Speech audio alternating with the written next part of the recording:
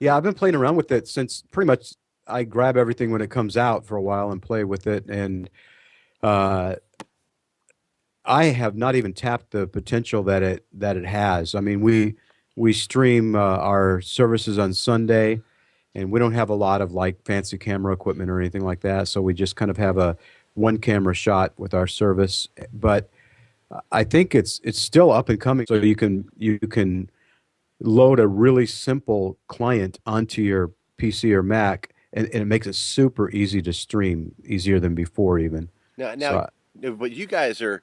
How long have you been using Ustream? I think I started. It's probably been out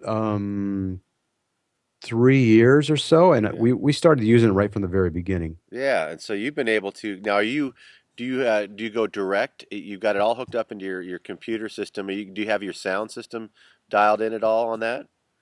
We do. What we have is at we use a Mac at our church for presenting the uh, slides for the words, the songs and all that.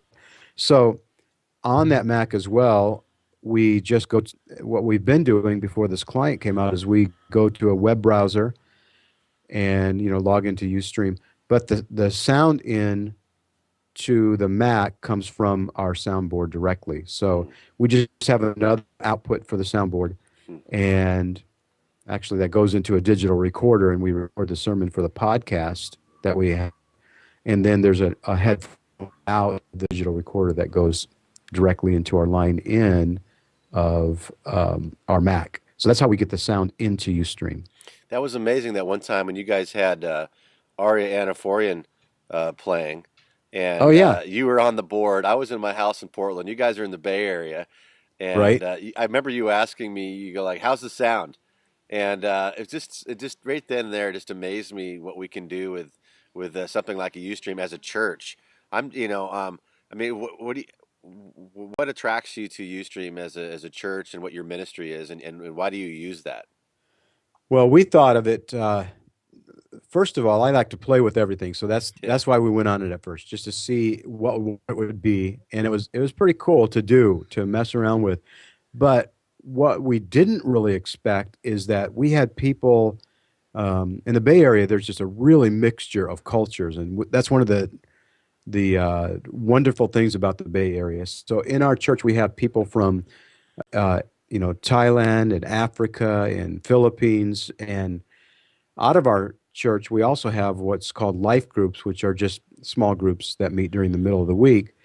And what I'm finding out is that these people from these other cultures are telling their friends and family in their native country to watch their church service because they love their church and they like, and so we have people from around the world that are starting to tune into our Ustream Wow. on Sunday morning. It's something I totally didn't expect. I just thought, if someone's sick from church or wants to catch up on a meeting or whatever, Sure. you can record the service on that as well at the same time. So at the same time you're streaming live, you can press record, Yeah. and then it's there forever or whatever, or however that long that they hold it. So I love that part of it. Yeah, that's amazing. Do you now when you're doing events like that, do you often use it looks like there's the chat functions.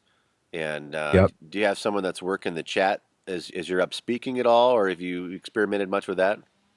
I haven't. I no, we haven't used that part of it. So, um, I really would like to see that come into the picture of either people texting in or chatting in during the service. Maybe questions. I don't know. I've really thought that it definitely could be a possibility. Hmm. That someone could watch that stream, but mostly we just kind of start it and have it going through our church service, and then we turn it off at the end.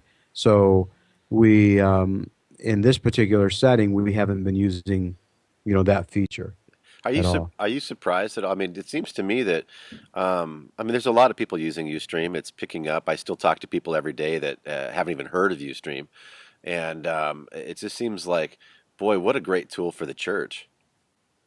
Yeah, and I really I can see it. What I'd like to do with it more is like either panel discussions where you bring in three or four people that want to talk about marriage and family, or the book of John, or some kind of Bible study, or some kind of topic that you'd like, just thought would be interesting for your church. Have a Yeah. lot of people come in, tune into it, and then that, I think, would really be the power of the chat feature working, really well, as you had a very specific topic that you were discussing. So and we have actually used it for a little bit of worship team training, where Okay. we would have, all the guitar people or whatever get on, and then my wife would, get on there and then basically teach on how to play better as a worship team, play together better. So we have actually done that part of it, which was pretty cool. You've always been on the forefront, in my opinion, of social media. I mean, obviously, you jumped on Ustream, from the get-go, and Right. and we're starting to see a lot more momentum. I hear people like Gary Vaynerchuk, who wrote a great book on social media, Crush It, talking about it now, and a lot of people. What are some of the? I mean, what's important? I mean, How do you view social media as a ministry? I mean, what are your favorite parts of social media that you've seen? Well, obviously, I don't think you can do ministry without relationships. Hmm. And so that is a key part of building relationships with people. And it is really connected, such as, I'm seeing people on Facebook putting out prayer requests and then comments more than a blog would work. For some reason, there's a lot more interactivity in Facebook and in Twitter. Uh, and obviously, the Ustream thing has a good potential with that as well. So social media is connecting people in our church in a way that I kind of didn't expect. It used to be you would call the leader of the women's ministry, and then they would call Yeah, their prayer list or something, and then, finally, after the day was over with, you might have reached a lot of people or not. But yeah. with Facebook, it seems like it just seems like there is a connection that's pretty quick. That's right. You know. You're able to mobilize real time. What do you say to those that, sometimes in the church they're saying, well, it's, the social media is so impersonal, I mean, as far as, I mean, we believe, the face-to-face contact is key in being in relationship with people. But how do you respond to that kind of a question or comment? I definitely think there's some truth to that, and that's why we only use it like a tool for one facet. Facebook is not our church, Twitter is not our church, Hmm. and neither is UStream. Hmm. Those are all just added ways to connect with each other, and out of that, because those relationships are stronger because we have met face to face. I find people in our life groups are talking to each other on Facebook quite a bit more, just because now they really know each other. Hmm. And I don't think they would maybe connect with each other quite as strongly if they didn't have that face to face. So it's one more Yeah. tool. It's funny in that, we've been talking a lot lately, and some of the things that I'm working on of, we'll come in, we'll do events, we'll have these big tours and these events, and then they'll leave town. And let's say the event gets over at 5 o'clock. Well, then what happens at 5:01? What happens after we leave church? Yeah, What happens? And, maybe we'll have a small group event or whatever else. But it's interesting how Facebook can really be a part of that 501 strategy, or Twitter or whatever it is. And that, many of us like to watch, Lost or 24, American Idol. And it's fun because you can chat with people along the way. And I can see that can really be a benefit and, give you, really bring people together more effectively, instead of just going to church and then coming back the following Sunday.